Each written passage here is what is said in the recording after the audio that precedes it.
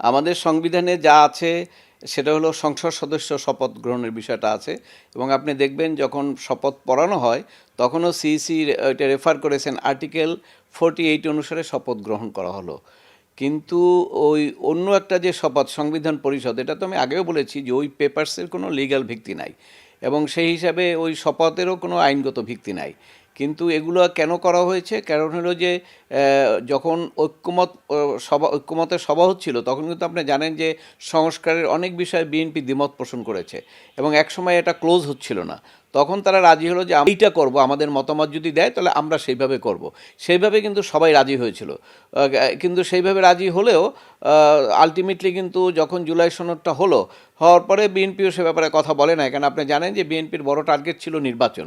ওরা একটা গ্রুপ আছে যারা নাকি চাচ্ছিল যে নির্বাচন না করে এই অনির্বাচিত সরকার বেশি দিন কিভাবে থাকতে পারে।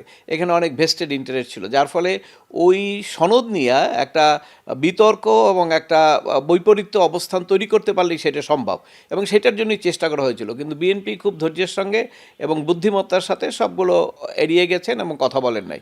কিন্তু এখন তো এই শপথের আগে নির্বাচনের পরেও বিএনপির পক্ষ থেকে বলা হয়েছে এবং সালাউদ্দিন সাহেব তো স্পষ্ট করে বললেন যে কোন আইনে শপথটা হবে। অবশ্যই হবে যদি এগুলো সংবিধানের অন্তর্ভুক্ত হয়।